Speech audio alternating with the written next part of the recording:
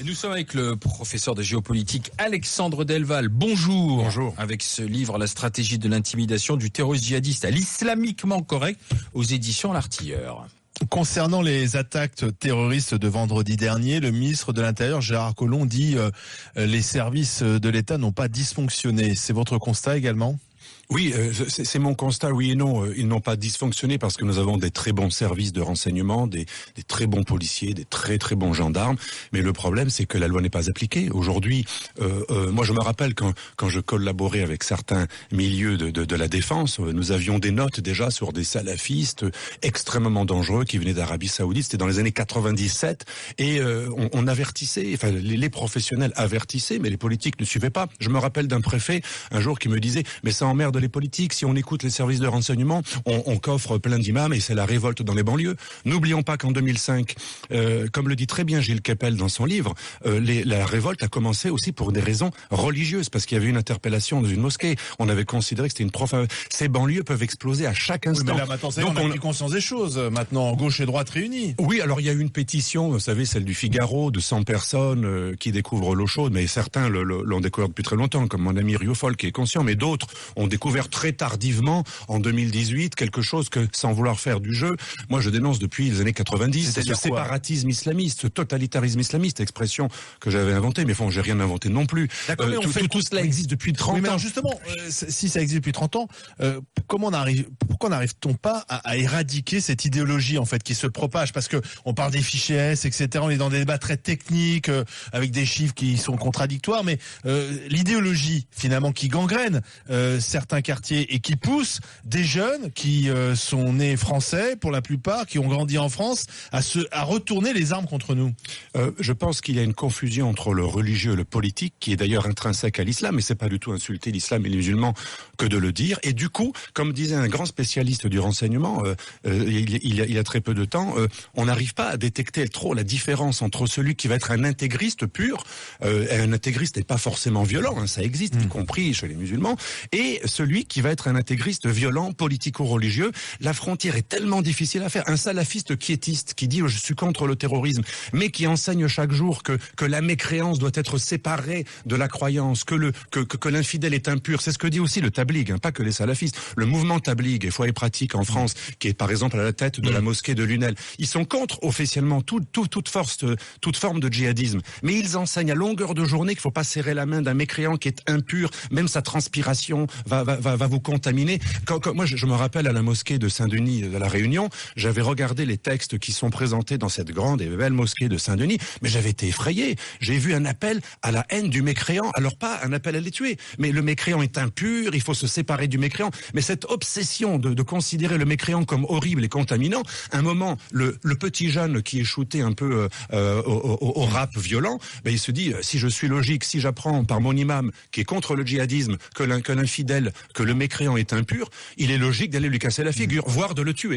Je pense qu'il y a une logique, il y a un continuum idéologique, comme dit mon ami, l'ancien terroriste repenti David Valla, il y a un continuum idéologique entre l'islamisme quiétiste, salafiste, frérot-salafiste et le djihadisme, puisque l'un est la conséquence de l'autre. Alors, on se souvient qu'on a beaucoup parlé au moment des attentats de Paris, de la Belgique, de Bruxelles et du quartier de Molenbeek. Et oui. Dans votre livre, moi je ne connaissais pas la LAE, oui. La Ligue arabe européenne, qui avait une véritable stratégie d'influence, de profusion de la parole, et vous dites qu'il s'abritait aussi derrière la liberté d'expression. Ah oui, et ça c'est fantastique. Voilà, si je me souviens bien, ils étaient installés d'ailleurs en Belgique. Hein, oui, c'est ça. Absolument. Voilà. Oui. Alors, parce que c'est dans votre stratégie, dans votre chapitre, la stratégie de l'intimidation. En fait, c'est quand on critique ou qu'on intervient, ils disent mais vous nous muselez. Vous êtes contre la liberté d'expression et vous nous empêchez de parler. Alors, qu'est-ce que c'était que cette LAE, Alexandre Delval? Alors, la LAE, elle était plutôt proche du Hezbollah à l'époque. Elle vénérait le djihadisme du Hezbollah, la haine anti-juive du Hezbollah, qui est un mouvement pro-iranien, chiite libanais, mais qui est très, très, très anti-juif et anti-israélien, et qui est en concurrence avec le Hamas pour être le chef de file de la haine envers les juifs et les israéliens. Je dis « et » parce que c'est les deux à la fois.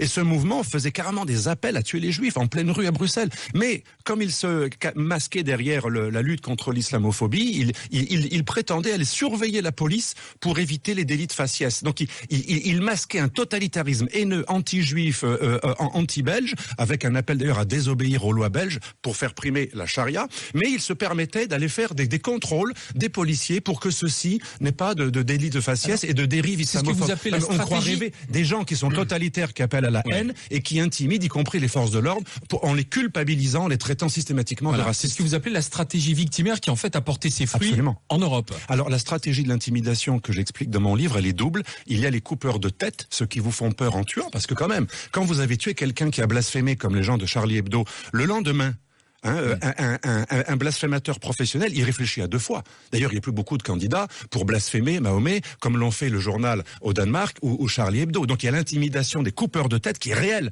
D'ailleurs, c'est pour ça que se foutre du pape, mettre des bonnes sœurs et des papes dans des positions horribles, dans des dessins absolument offensants, le nombre de tombes chrétiennes profanées chaque jour, on ne les compte même plus. Moi, j'ai des chiffres de renseignements, enfin c'est effrayant. Mais pourquoi on n'en parle pas? Parce que tout simplement, les chrétiens font plus peur à personne. Tant mieux. Mais donc il y a les coupeurs de tête et de l'autre côté, les coupeurs de langue. Ce que j'appelle les coupeurs de langue, c'est le terme d'un de mes amis, un journaliste italien d'origine égyptienne, Magdi Allam. Il appelle les taglialingue, les coupeurs de langue, ceux qui vous empêchent de parler. Et les finalement sont complémentaires des autres, parce que quand on coupe des têtes au nom d'une doctrine qui est dans la charia, les coupeurs de langue vous disent c'est interdit d'interpeller les sources djihadistes, les sources coraniques, chariatiques du djihad. C'est très compliqué les débats sur l'islamisme, sur le terrorisme, parce que finalement d'un côté on se fait traiter d'islamophobe, et de l'autre, on est traité d'islamiste. La caricature est un peu dans les 2 camps. Ici même d'ailleurs parfois, on peut parfois déraper. Et donc, oui, tu es islamiste, mais alors toi, tu es islamophobe. Et finalement, il n'y a plus de débat derrière. Alors, c'est vrai qu'il n'y a plus de débat. Peut-être qu'il faudrait revenir un peu plus de raison entre les islamistes et les islamophobes. Il y a peut-être un juste milieu.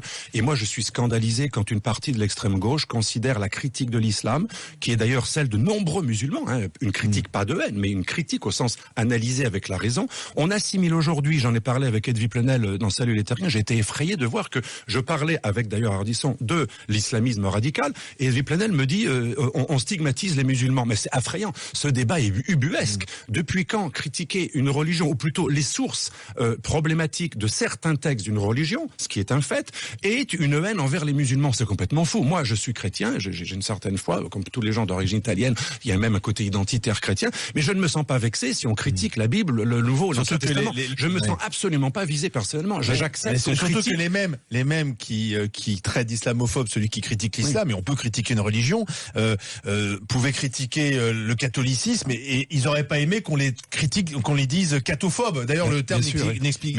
Avant, on bouffait du curé. C'était accepté. Mais bouffer du imam, c'est moins accepté. Oui, mais moi je suis assez effrayé de voir qu'à chaque fois qu'on parle du racisme, on parle de l'antisémitisme, et c'est très juste, et moi j'ai beaucoup lutté contre la nouvelle judéophobie avec Taguieff, avec d'autres, on parle de l'islamophobie, on oublie toujours la christianophobie. Alors qu'aujourd'hui, la religion, et on a beaucoup de chiffres officiels, y compris de l'OSCE là-dessus, la plus persécutée en nombre de morts dans le monde, y compris en Inde, en Chine, en Corée du Nord, pas que dans les pays musulmans, c'est le christianisme. Et c'est la phobie dont on parle le moins, enfin c'est complètement sidérant. Et je dis dans mon livre, c'est tout simplement Al Capone qui avait compris l'origine de tout cela. Quand il y a une force derrière une proposition, elle est beaucoup plus convaincante. Et donc les chrétiens font peur à personne, donc du coup, leur dénonciation de la christianophobie est moins convaincante. Mais nous sommes quand même tous devenus des coupeurs de langue, parce que quelque part, plus personne n'ose appeler un chat un chat. Donc je pense que si tout le monde osait prononcer les mots que aujourd'hui sont tabous, je veux dire, demain tu mets pas tout le monde en procédure tous les 5 minutes, quoi. Mais effectivement, dès que tu te sens isolé dans quelque chose. Moi, ce que j'arrive pas à comprendre dans ce raisonnement-là, en fin de compte, c'est que autant qu'on ait des intérêts économiques avec certains pays, où on ferme les yeux, que ce soit sur l'Arabie Saoudite. J'en parle de mon livre d'ailleurs. Parce qu'on est content de leur vendre ceci, cela, très bien. Mais je veux dire, pourquoi sur notre territoire, on n'arrive pas à faire appliquer nos lois? Je parle pas d'en créer des nouvelles, juste faire appliquer nos lois. Pourquoi on nous dit que tous les experts nous disent qu'il faudrait fermer des dizaines de mosquées en France, et en fin de compte, là, on expulse un imam, on est content. Encore, on ferme pas la mosquée, juste on expulse un imam. Mais quel intérêt ont nos politiques à entretenir Alexandre, moi, j'ai une réponse. J'avais parlé avec Charles Pasqua. Alors on l'aime ou on l'aime pas, mais j'avais bien aimé sa réponse. Je lui ai dit comment ça se fait que quand vous étiez ministre de l'Intérieur, c'est la seule année, enfin 1 an et demi, pendant laquelle le salafisme était interdit de financement en France. On avait coupé tous les financements du salafisme par l'Arabie Saoudite. Il m'a dit, eh ben moi je suis pas énarque, je suis assez simple, concret, de fils de berger. J'ai parlé à mon homologue saoudien, fils de bédouin, et de berger à bédouin, je lui ai dit, tu aimerais pas que je finance le prosélytisme chrétien chez toi? D'ailleurs, c'est interdit, c'est impossible. Je te demande de ne pas le faire chez moi. Et il m'a dit qu'il a été surpris par la facilité avec laquelle, sans avoir peur de lui, le bédouin lui a dit, pas de problème. Et on me l'a jamais demandé. Ce qui avait frappé Pasqua, il me disait, on n'avait jamais demandé, même poliment, de ne pas financer des mouvements subversifs. Et je me rappelle de notes du renseignement dans les années 90 où déjà on alertait sur le fait que des salafistes arrivés de Médine, égyptiens ou saoudiens ou autres, formés à Médine, venaient semer la haine dans nos banlieues. C'est incroyable. Nos hommes politiques n'ont même pas demandé quelque chose de facile à obtenir. D'accord, mais quand on entend Manuel Valls dire il faut interdire le salafisme, et Édouard Philippe lui répond, on peut pas interdire des idées. Alors, on peut pas interdire des idées, mais quand même, moi, je pense que Valls a raison. Peut-être pas l'idéologie. On peut pas interdire une idée. On peut pas interdire quelqu'un de penser. Mais je me rappelle, encore une fois, je reviens sur ces notes. Dans les années 96, 97, nous avions des notes de gens, on avait les noms, Aubervilliers, on avait les lieux, Lyon, on savait qui prêchait la haine dans quel quartier. Et impossible de les faire interdire. C'est incroyable. Ces gens prêchaient la haine. Ils étaient formés à Médine. Il y a des imams qui se font expulser. Il y en a un, en région parisienne qui vient d'être expulsé. Il était de nationalité marocaine. Bon, oui. On y arrive quand même. Par exemple, les prédicateurs les plus dangereux, par exemple, El Qardawi, qui est l'un des penseurs mondiaux des frères musulmans, qui forme les imams à Château-Chinon. Il faut savoir qu'en France, on a une université de formation d'imams. Moi, j'ai lu les ouvrages en vente libre à la FNAC. C'est la provocation, Château-Chinon. Château-Chinon, c'est la provocation. Absolument, mais Mitterrand a voulu donner aux frères musulmans pas mal de mètres carrés. Eh bien, il faut savoir que le patron de la formation des imams en Europe, qui est basé à Château-Chinon, il est aussi le président du conseil de la fatwa de la prédication, Qardawi. C'est un homme qui soutient des kamikazes en Irak, qui a fait des fatwas pour que même des femmes puissent se faire sauter, y compris les handicapés. C'est lui qui a fait des fatwas pour tuer les juifs, que même c'est lui qu'on a choisi pour former des imams en France. En se référant au Coran, il a même cité des Corans, des sourates du Coran et des hadiths. C'est ce qui complète le Coran dans la loi islamique. Il a même cité des références pour conquérir Rome, et à partir de Rome, toute l'Europe sera islamisée. Il a même écrit un livre, Le licite et l'illicite, qui est le manuel le plus vendu, le plus grand best-seller à usage des musulmans européens, où il donne les lieux sur lesquels on peut frapper une femme, les lieux du corps, les points du corps où on peut cogner, c'est comme quelqu'un de charmant, et aussi les 3 raisons pour lesquelles on peut buter quelqu'un. Il vous dit quelqu'un qui blasphème, un musulman qui quitte l'islam, on peut le buter. C'est écrit noir sur blanc. Lui, il fait quoi? Vous me croyez si vous voulez. J'ai rencontré 2 ministres de l'Intérieur en leur montrant le livre en face des yeux. Bon, je dirais pas lesquels, c'était il y a un certain temps. Ils n'ont pas voulu l'interdire. Et cet homme-là, il fait quoi maintenant? C'était des gens de ma sensibilité, c'était pas des naïfs. Ils ne voulaient pas l'interdire. Et cet homme, il fait quoi maintenant? Cet homme, il est interdit au Bourget depuis 2012, depuis que Sarkozy s'est rendu compte que les frères musulmans n'étaient pas ses amis, parce qu'au départ, il les a utilisés. Mais jusqu'en 2012, il allait au Bourget, il a sévi pendant 30 ans en France. Il était le héros des frères musulmans, et il continue indirectement à former les frères musulmans en Europe, puisqu'il est toujours le patron de la plus grande instance d'avis juridique à usage pour les musulmans d'Europe. C'est quelqu'un dont le livre est en vente à la FNAC. On n'a jamais interdit ce livre qui appelle au meurtre pour 3 chefs d'inculpation. Charlie Hebdo n'a pas besoin les attentats de Charlie Hebdo ou Mohamed Merah n'ont pas besoin de Daesh ou d'Al-Qaïda pour être justifiés. On trouve dans ce livre légal, en vente libre, les 3 raisons pour lesquelles on peut buter un mécréant ou un apostat. Est-ce que c'est normal? Moi, je pense que c'est anormal. Et donc, je m'indigne dans ce livre, La stratégie de l'intimidation, en montrant tout ce genre. Mais il y a plein d'autres exemples. On va en parler. On va continuer d'en parler, Alexandre Delval. Vous restez avec nous, suite du grand oral des GG dans un instant. Les GG, les grandes gueules sur RMC sur numéro 23. Alexandre Delval est avec nous. La stratégie de l'intimidation du terroriste djihadiste à l'islamiquement correct. Livre très documenté parce que c'est aussi un cours d'histoire. Vous remontez le fil des siècles pour bien comprendre pourquoi on en est arrivé aujourd'hui à Daesh, au califat, à avoir des morts aujourd'hui sur le sol français. Et je dis le sol français, mais pas que, bien sûr. Le dernier mort en date, malheureusement, les derniers morts, c'était dans l'Aude. Ce sont les attentats de Carcassonne et de Trèbes. La mort d'Arnaud Beltrame, le gendarme, décoré il y a quelques instants par le président de la République Emmanuel Macron.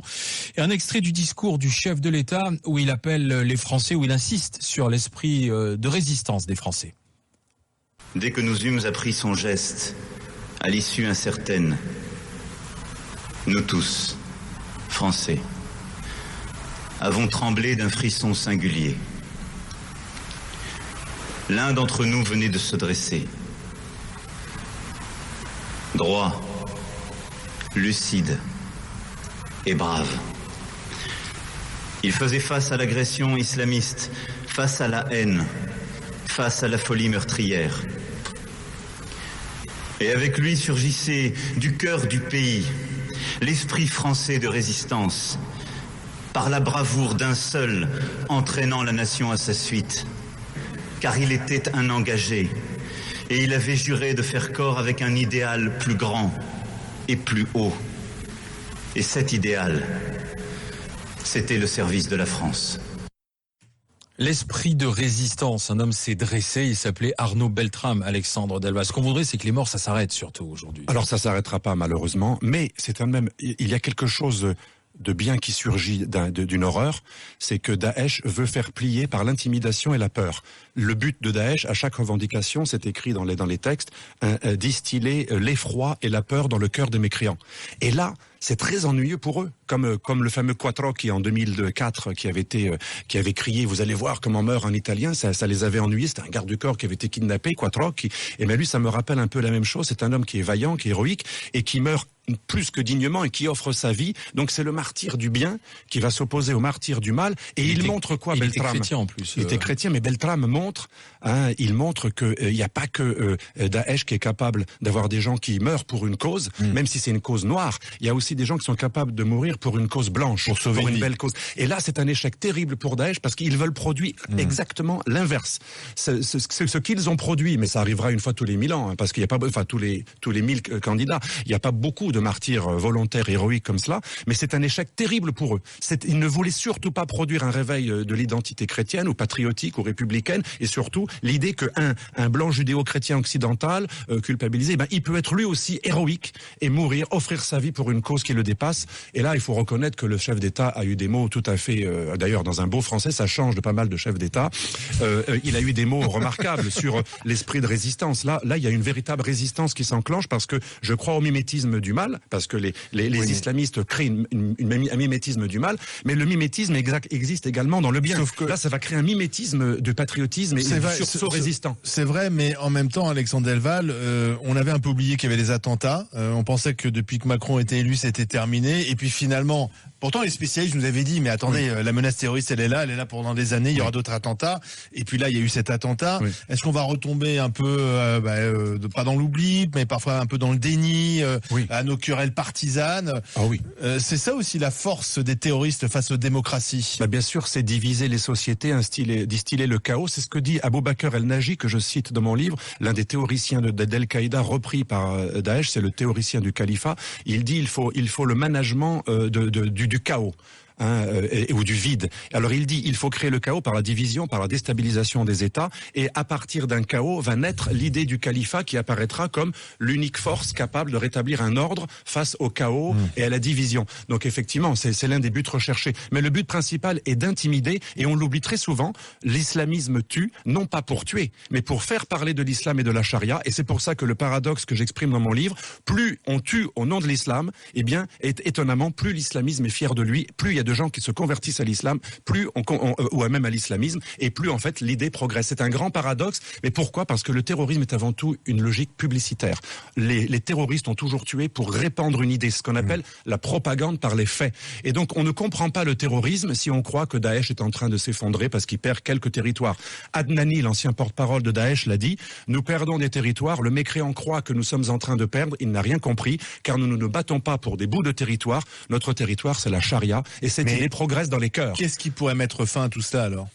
Eh bien, je pense que nous pouvons déjà avoir un système judiciaire plus adapté. On peut faire en sorte que les prisons ne soient plus des foyers d'incubation terroriste. Alors, c'est le cas aujourd'hui. Je me rappelle d'une autre note de renseignement dans les années 90 qui montrait qu'il y avait même des convertis à l'islamisme en prison qui arrivaient à convertir des surveillants de prison. Il n'y a pas beaucoup, mais je me rappelle d'une note d'un surveillant qui était parti faire des congés sans solde en Afghanistan. Donc, on le sait depuis 30 ans, tout cela. Les prisons sont un incubateur de terrorisme, et tout cela n'a pas l'air l'air d'être traités de même que les surveillances. Tous les types qui ont fait des attentats, enfin la moitié, auraient pu être empêchés puisqu'ils ont été libérés par anticipation, ou alors ils n'ont pas été surveillés suffisamment faute de moyens. Il nous faut 15 personnes, 15 à 19, me disait un des patrons du renseignement intérieur. Il me disait, il nous faut entre 15 et 19 ou 20 personnes pour surveiller un fichier. Mais il y a 11 000 fichiers S pour radicalisation. Oui, alors vous avez le bon chiffre, ça fait plaisir, c'est pas 20 000 fichiers S, c'est 11 000. C'est à peu près la moitié. Bah, c'est le chiffre qu'a donné ce matin Gérard Collomb. Absolument, c'est le vrai chiffre de la fiche FSRPT, qui est la fiche là, des radicalisés, la prévention des 11 000, si on met 10 policiers sur 11 000, ça fait beaucoup. Si on met un peu moins d'argent dans la sécurité, je m'excuse, ça va choquer, mais si on met un peu moins d'argent dans la sécurité sociale universelle pour des clandestins qui n'ont rien à faire en France, qui auraient dû être reconduits, on pourrait mettre les milliards que l'on dépense dans le traitement parfois exagéré du chômage. Vous savez qu'en Espagne, quand on perd un boulot, qu'on gagne 15 000 euros, on arrive à 3 000. En France, vous gardez 12 000 pendant des années. Ben ça, c'est des choses qu'on pourrait rectifier. On pourrait mettre un peu plus d'argent dans le traitement de la sécurité. La première fonction d'un État, c'est peut-être parce que je suis libéral, mais c'est quand même, c'est les fonctions régaliennes. Et au détriment des fonctions régaliennes, on a rempli plein d'autres fonctions. C'est comme la politique de la ville. Tous les milliards qu'on a mis dans la cité pour construire des centres et des terrains de football ont été détruits. C'était des milliards pour rien. On ferait mieux d'assurer la sécurité. De faire un rapport, on va en mettre encore un peu plus. Absolument. On ferait mieux d'assurer la sécurité dans les banlieues parce que les habitants des banlieues sont les premières victimes des casseurs, des imams salafistes et des vendeurs de drogue qui ont des chauffes et qui instaurent une terreur pour pas que les policiers viennent. Salma Rali, qu'on peut pas accuser d'être extrême droite, la sénatrice de gauche, elle a dit il faut un plan de désarmement des banlieues. Envoyons l'armée s'il le faut. Mais qui aura le courage? Moi, je me rappelle en 2005, le seul souci de nos forces de police, sur consigne des dirigeants, c'était qu'il n'y ait pas de casse du côté des émeutiers. Le souci était qu'il n'y ait pas une bavure, que les pauvres émeutiers ne soient pas frappés, qu'il n'y ait pas de mort parmi les émeutiers. M. Sarkozy, il faut le rappeler, il faut être précis. Je ne dirais pas non. Monsieur Delval, moi j'ai une question à vous poser. Oui. Tous les musulmans, évidemment, ne sont pas des djihadistes. Mais les djihadistes proviennent tous de l'islam et sont musulmans. Moi, j'aimerais savoir pourquoi est-ce que lorsqu'on dit ça, le politiquement correct fait qu'on est traité forcément de facho et crie haut et fort au scandale. Ben, c'est un gros problème et là je l'incarne, excusez-moi de revenir à moi, mais je me rappelle d'une page du Monde, les dangers de l'islamophobie, Alexandre Delval, et déjà vous parliez de l'islamisme avec des renseignements très précis et des livres qui font 500 pages qui n'étaient pas du tout des pamphlets, vous étiez traité d'islamophobe parce que vous parliez de la menace islamiste, et alors que dans ce livre vous montriez qu'il y a une différence entre l'islamisme et que c'est pas du tout les musulmans. Donc on a beau prendre les meilleures précautions, les collaborateurs de l'islamisme de toute façon vous trouveront jamais de circonstances atténuantes. Bon, après on a quand même avancé. Toujours à vos on avance, on est plus à parler d'islamisme, de salafisme et de débattre là-dessus sans se faire traiter de ce que non. Il y a une ouverture du débat, mais les complices de l'islamisme n'ont pas dit dans leur dernier mot. Qui sont ces complices? Bah, c'est les rouges. Les rouges, vous savez que sans le rouge, le vert n'est pas là. Aujourd'hui, je me rappelle encore une fois, excusez-moi de revenir à mon prisme renseignement, mais je me rappelle d'une note de la DST qui interdisait de territoire Tariq Ramadan dans les années 90, 95, 94, je me rappelle. La DST avait interdit ce prédicateur parce qu'on savait que bien que jouant au modéré, il radicalisait en sous-main, de manière pas djihadiste, mais en prenant une sorte de séparatisme qui ne dit pas son nom. Eh bien, il y a eu un appel de 100 intellectuels, dont Léon Schwarzenberg, l'abbé Pierre, tous les naïfs cathos communistes ou communistes trotskistes, ou même bien pensants. Certains étaient très sincères, parce que l'enfer est pavé de bonnes intentions. Et même le fameux curé des Minguettes, après qui est devenu beaucoup plus islamo-lucide. Mais tous ces gens ont fait pression, et Mitterrand, à l'époque, avait annulé l'interdiction de le territoire. Ramadan a pu prêcher pendant 30 ans parce qu'on a cassé une note de la DST. Ça veut dire que le renseignement, on ne l'écoute pas. Et c'est triste qu'en France, une note du renseignement, c'est déjà considéré comme le début de l'État fasciste.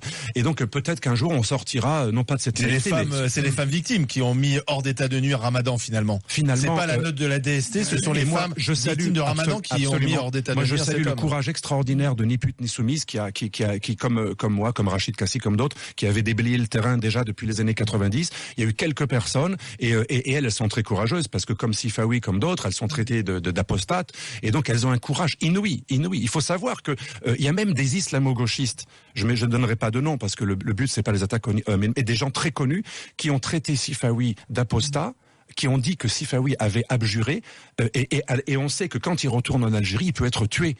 Il a une fatwa d'ailleurs, il faut le rappeler. Il y a des islamo-gauchistes très connus, des géopolitologues fameux qui ont pignon sur rue dans les plateaux télévisés, qui se permettent de faire pire que certains islamistes. Ils déclarent apostat des gens, de sorte que si un jour ce genre de personnes sont tuées dans leur pays d'origine, ce sera leur faute. Mais vous vous rendez compte de la complicité. C'est des gens qui prennent pas beaucoup de risques en plus. C'est une complicité à une possibilité d'assassinat de quelqu'un. J'ai une question de Catherine sur Twitter.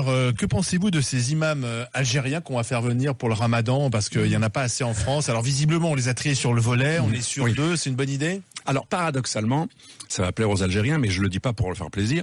Paradoxalement, le pôle le plus modéré aujourd'hui de l'islam de France, avec peut-être Chalgoumi, c'est la mosquée de Paris, qui est gérée par l'Algérie, enfin qui est financée par l'Algérie, et qui fut marocain il y a très longtemps, mais qui a été repris par l'Algérie depuis des décennies. C'est assez étonnant. Et là encore, ça enlève une idée reçue. On nous dit l'islam radical, c'est celui qui est financé par l'étranger. Pas toujours. C'est vrai pour les Turcs, pour les Qataris, pour les Saoudiens, le salafisme avec la Ligue islamique mondiale. Pour les Algériens, c'est l'inverse. La mosquée de Paris est le pôle aujourd'hui le plus modéré.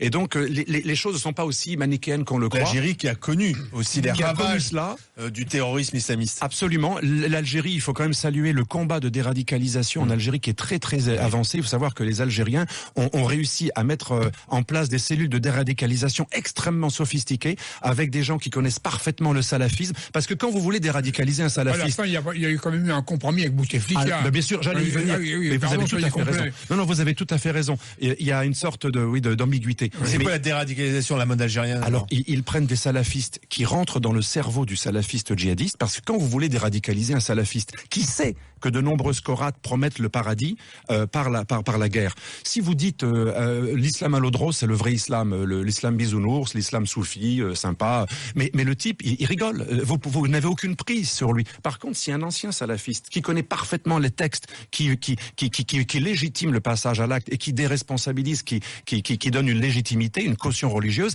vous pouvez beaucoup. C'est ce que dit David Valla, l'ancien terroriste proche de Khaled Kelkal et des réseaux bosniaques, qui avait été initié d'ailleurs en Afghanistan. Il dit lui-même, vous ne pouvez pas lutter contre le salafisme djihadiste si vous ne rentrez pas dans le cerveau, si vous n'avez pas une terminologie qui lui parle. C'est le principe de la communication virale.